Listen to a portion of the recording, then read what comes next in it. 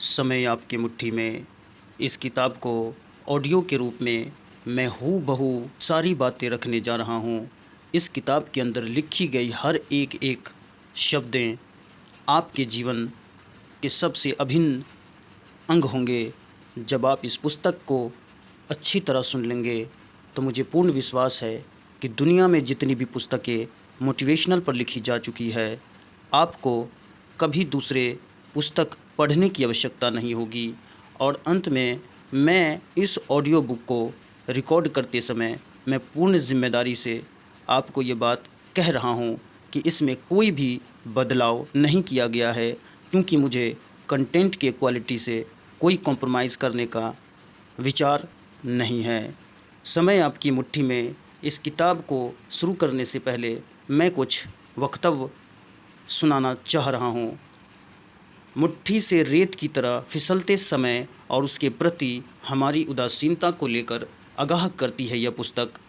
रोचक उदाहरण इसकी जान है। समय प्रबंधन पर लिखी गई अधिकांश पुस्तकें औद्योगिक आवश्यकताओं को ध्यान में रखकर पश्चिमी दृष्टिकोण से लिखी गई है। यह किताब पहली ऐसी किताब है जो हमारे संपूर्ण जीवन की पृष्ठभूमि में समय की व्यवस्था की बात करती है, और वो भी भारतीय संस्कृति के नज़रिए से।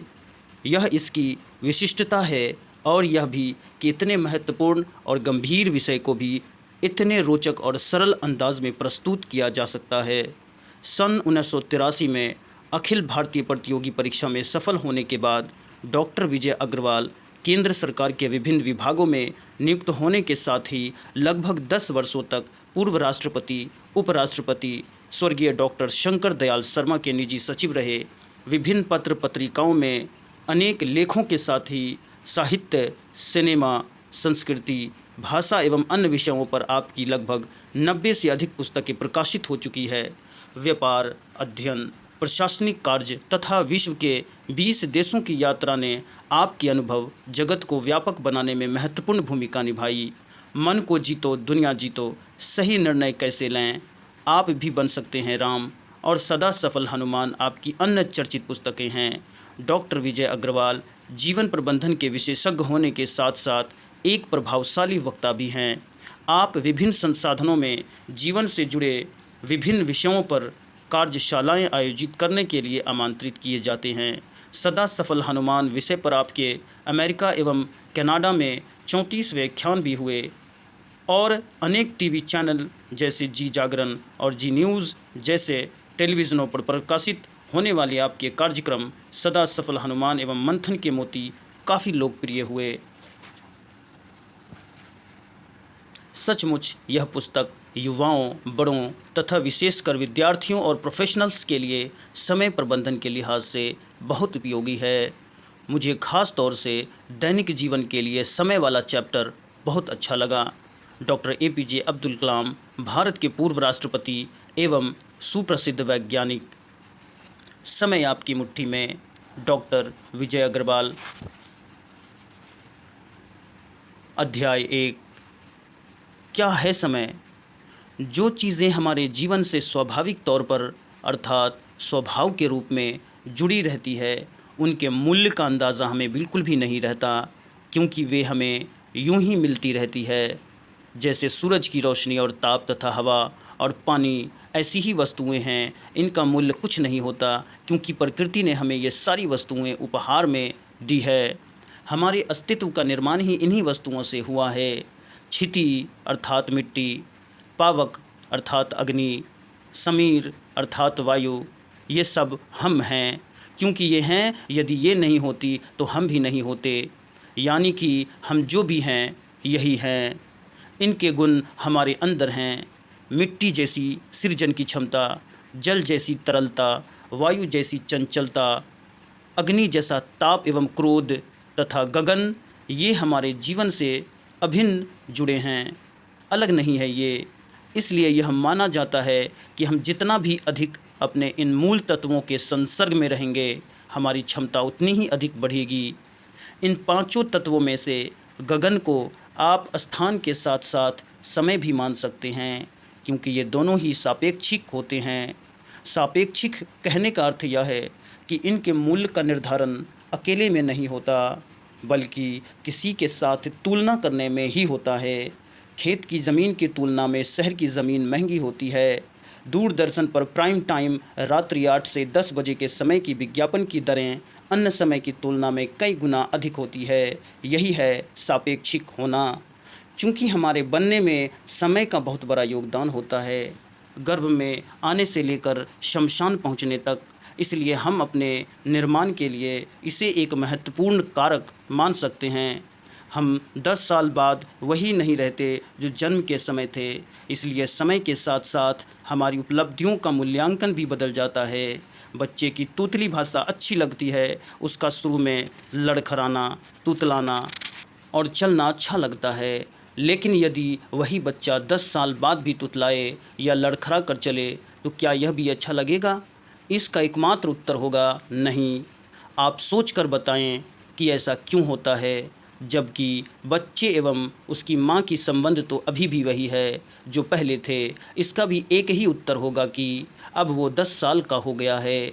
यह 10 साल क्या है? यह समय है। एक पौधे और एक पेड़ में जो फ़र्क है वो मूलतः समय का ही है। समय ने ही तो पौधों को पेड़ बनाया है।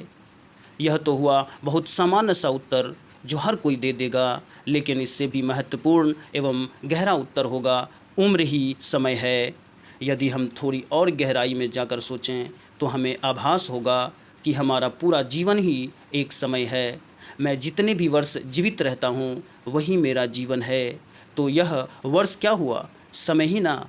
आप अपने जीवन में जो कुछ भी हासिल कर पाएंगे उसका मूल्यांकन क्या बिना समय के किया जा सकता है? कभी नहीं।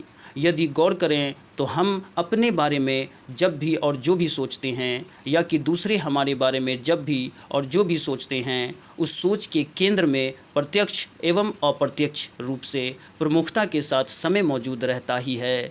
पिता की यह सोच कि लड़का अभी तक सेटल नहीं हुआ, या कि उसकी यह चिंता कि लड़की बड़ी अर्थात विवाह योग्य हो गई है, के केंद्र में क्या है?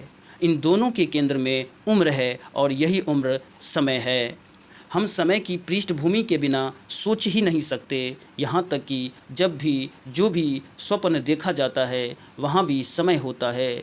अच्छा होगा कि आप मेरी इस बात को व्यवहार में लाएं और देखें कि कहीं मैं कुछ अधिक तो नहीं कह रहा हूँ।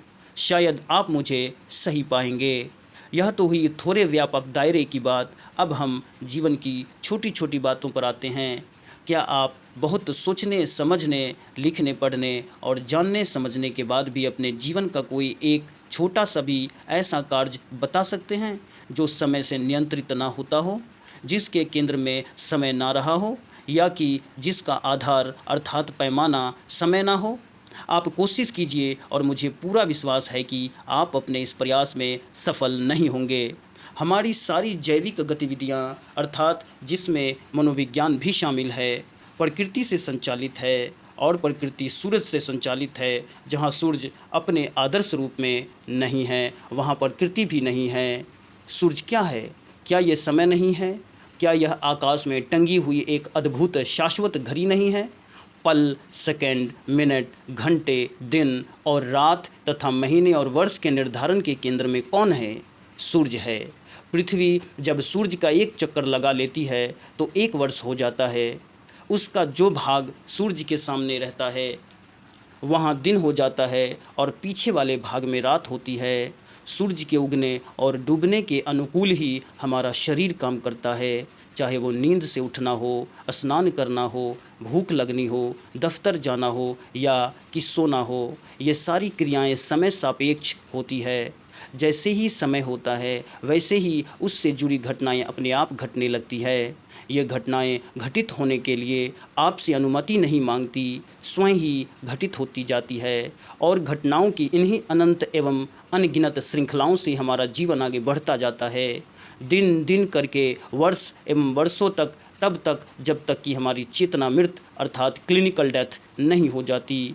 तो यदि हम इस आधार पर यह निष्कर्ष निकालें कि समय ही जीवन है, तो क्या ये गलत होगा?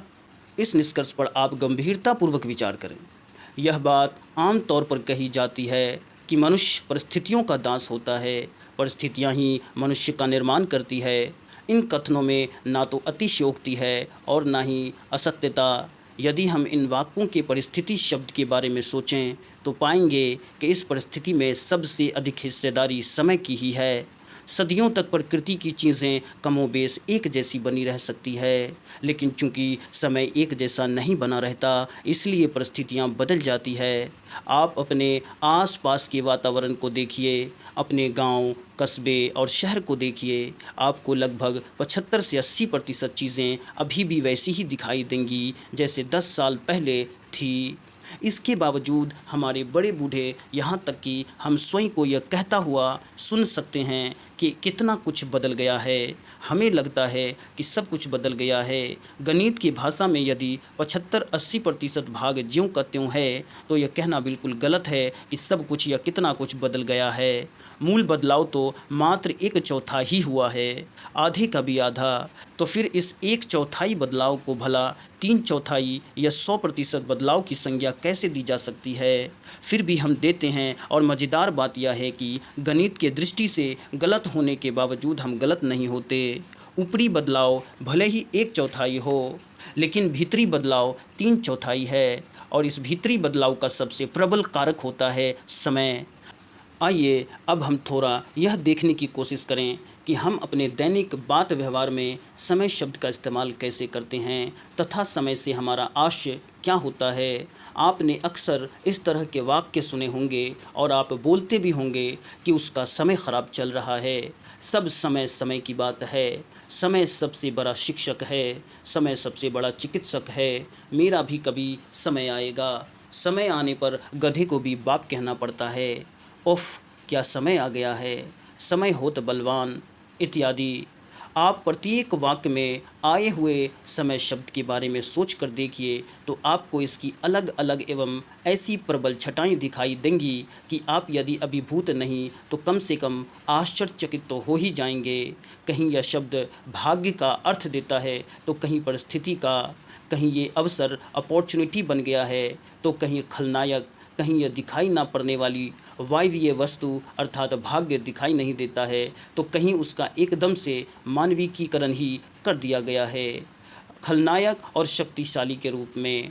इन सब को देखकर तो यही लगता है कि यह समय ना होकर कोई भगवान हो गया हो। हमारी ज़िंदगी में समय का जितना अधिक हस्तक्षेप है, योगदान है, उसे देखते हुए यदि भगवान भी मान लिया जाए तो कौन सा बड़ा अपराध हो जाएगा।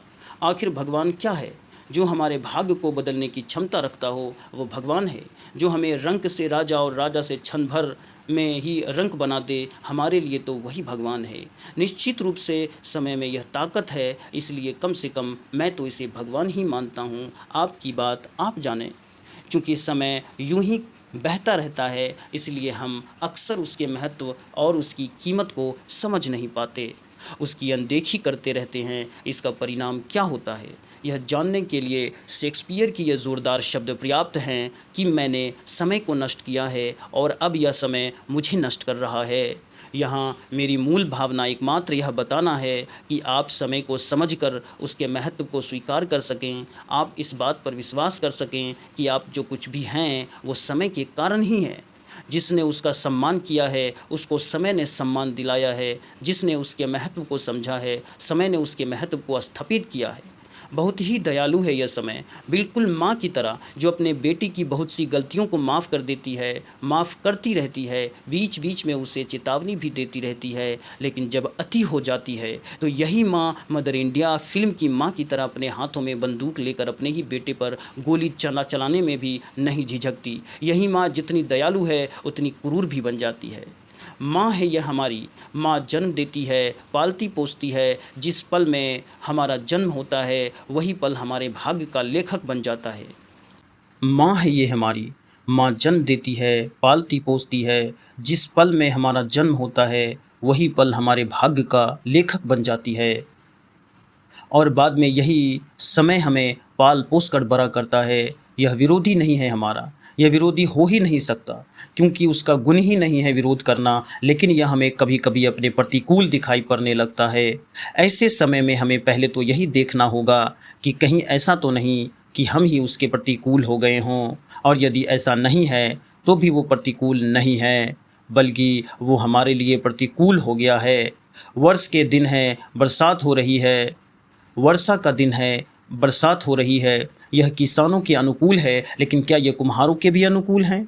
क्या धोबियों के भी अनुकूल हैं? लेकिन नाविकों के अनुकूल हैं। यदि समय का चरित्र प्रतिकूल होना होता तो वह सब के लिए प्रतिकूल होता। जहर सब के लिए जहर होता है। आग का गुन्हे जलाना वो सभी को जलाती है, चाहे वो जलने वाला व्यक्ति किसान हो या कुम्हार, धोबी हो या नाविक। लेकिन समय ऐसा नहीं है। बरसात के दिनों में यदि किसान मल्हार गा रहा है तो कुम्हार मातम मना रहा है। सच तो यह है कि समय तटस्थ दृष्टा है, सादे कैनवास की तरह है वो, जिसमें आप अपने जीवन की रेखाएं उकेरते हैं और आप और मैं वही होते हैं। जैसा कि हम कैनवास पर उकेरते हैं, वही चित्र हमारे अस्तित्व का साक्ष्य होता है। अच्छा या बुरा जो भी और जैसा भी, बरसात हो रही है, नीम पर बरसकर बूंदें कड़वी हो रही है, तो गन्ने पर गिरकर मीठी गंगा में मिलकर गंगा जल, तो गटर में गिरकर कीचड़, पहाड़ पर बरसकर हिल स्टेशन, तो रेगिस्तान पर टपककर कुछ भी नहीं। तो अब उसमें पानी की बूंदों का भला क्या दोष है? पानी तो वही है। हाँ, उसका ग्रहण करने वाले अलग अलग हैं। जैसे ग्रहण करने वाले वैसा ही बन जाता है पानी। वो कुछ भी नहीं है, हम ही हैं जो उसे बनाते हैं और बिगाड़ते हैं। हम जो कुछ भी हैं वस्तुतः समय ही है। अपने व्यवहारिक जीवन में हम भले ही इसके महत्व को उतने गहराई से महसूस ना करें, लेकिन संपूर्ण जीवन की उपलब्धियों का सार समय ही निहित होता है। आप स्वयं सोच कर देखिए कि क्यों जन्म कुंडली बनाने वाला आपके जन्म का सही सही समय जानना चाहता है। यदि जन्म के सही समय में थोड़ी सी भी चूक हुई तो जन्म कुंडली में बहुत बड़ी चूक हो सकती है। गोस्वामी तुलसीदास जी के साथ यही हुआ था। उसके पिता बहुत बड़े ज्योतिषाचार्य थे। जन्म के समय का सही ज्ञान न होने के कारण उन्होंने तुलसीदास को दुष्ट एवं अशुभ बच्चा माना। लेकिन वे क्या हुए हम सब जानते हैं। ज्योतिष की गणना किस पर आधारित है? समय और गति पर। हमारे जन्म के समय कौन सा ग्रह किस स्थान पर था, वही हमारे भविष्य का निर्धारण करने वाला बन जाता है। क्या आप जानते हैं कि महान वैज्ञानिक न्यूटन जन्मपत्री देखा करते थे?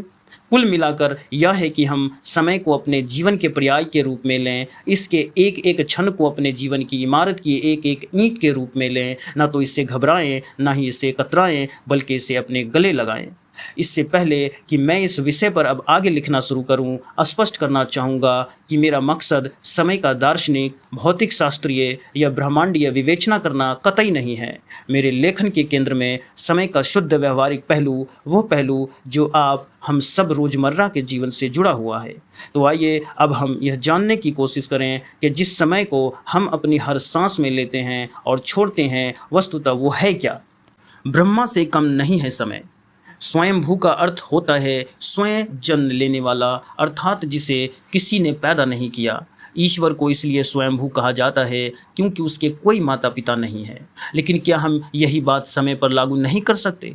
सोच कर बताएं कि समय को किसने पैदा किया। इसका शायद ही कोई उत्तर मिल पाए। जब ब्रह्मांड नहीं था, यह पृथ्वी नहीं थी, कुछ भी नहीं था, तब क्या समय भी नहीं था? क्या हम किसी एक ऐसे समय की कल्पना कर सकते हैं जब समय भी ना रहा हो? नहीं कर सकते। जब ब्रह्मांड नहीं था, समय तब भी था। हाँ, यह जरूर है कि हमने अपनी ओर से ब्रह्मांड की आयु निश्चित करने के लिए एक समय सीमा निर्धारित की और वहीं से हम समय की गणना करते चले आ रहे हैं। लेकिन इसका अर्थ यह तो नहीं हुआ कि उससे पहले समय था ही नहीं।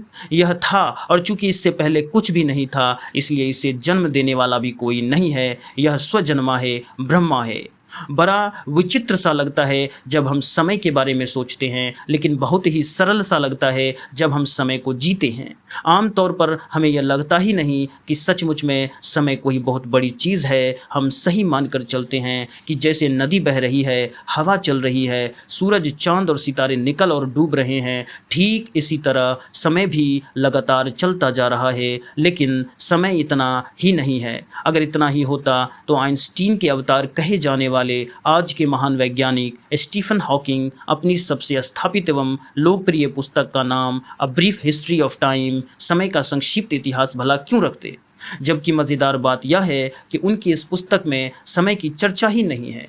चर्चा है ब्रह्मांड की, तो क्या इसका अर्थ यह नहीं हुआ कि इस अद्भुत खगोल शास्त्री ने ब्रह्मांड को ही समय का समानार्थी मान लिया?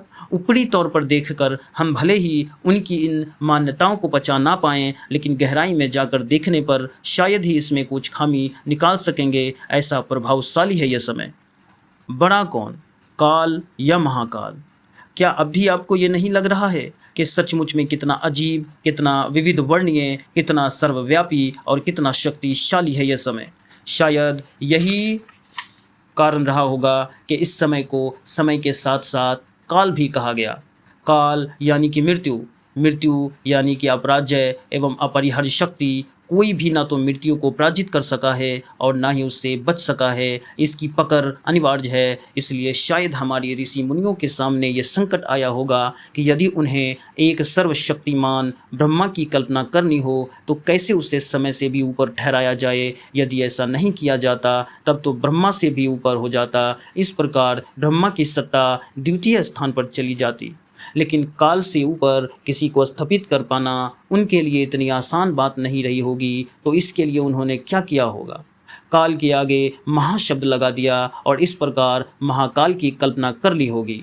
महाकाल यानी कि या तो काल से बड़ा या फिर बड़ा काल। हम इन दोनों से चाहे जो भी माने, लेकिन इसका अर्थ यही निकलता है कि जिसे काल भी सम्मान दे या फिर जो कालों में भी प्रथम स्थान पर हो। शायद इस स्थापना के बाद ही हमारे ऋषि मुनियों को आत्मसंतोष हुआ होगा। लगता है कि निश्चित रूप से समय की इस पहेली ने उन्हें काफ़ी तंग किया होगा, लेकिन अंततः महाकाल के माध्यम से वे रास्ता निकालने में सफल हुए होंगे। उज्जैन के शिव को शिव नहीं महाकाल कहा गया। सिख गुरुओं ने महा के स्थान पर उपसर्ग लगाकर उसे अकाल कहा। सत श्री अकाल। समय के साथ एक और भी विचित्र बात है। क्या समय और ब्रह्मा दोनों एक साथ रह सकते हैं? क्या ब्रह्मा को समय के संदर्भ में परिभाषित किया जा सकता है या कि समय को ब्रह्मा के संदर्भ में परिभाषित किया जा सकता है? हम देखते हैं कि दार्शनिक ब्रह्मा को तो समय के संदर्भ में परिभाषित करते हैं, जिसको परम चेतना ने ब्रह्मा का साक्षात्कार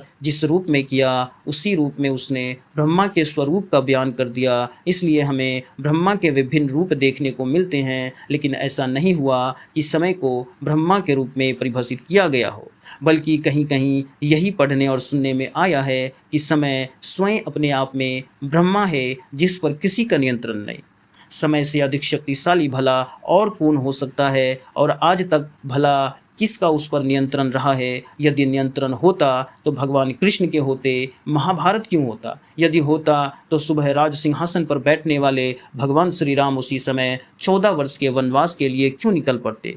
ईसा मसीह समय की इस प्रबलता से वाकिफ थे। इसलिए जब किसी ने उनसे पूछा था कि आपके प्रभु का राज्य कैसा होगा, तो उन्होंने उत्तर दिया था कि मेरे प्रभु के राज्य में समय नहीं होगा, अर्थात वह राज्य समयातीत होगा, समय से परे होगा। यानी कि मेरे प्रभु के राज्य और समय के बीच किसी भी तरह की कोई प्रतिस्पर्धा नहीं होगी। कभी कभी तो यह भी लगता है कि कहीं ऐसा तो नहीं कि इस संसार के रचयिता ने स्वयं ही अपने से भी एक बड़ी शक्ति की रचना की, ताकि उसकी प्रभुता पर, शक्ति पर एक नियंत्रण बना रहे, और यही सर्वोच्च शक्ति है और इसे ही समय कहा जाता है।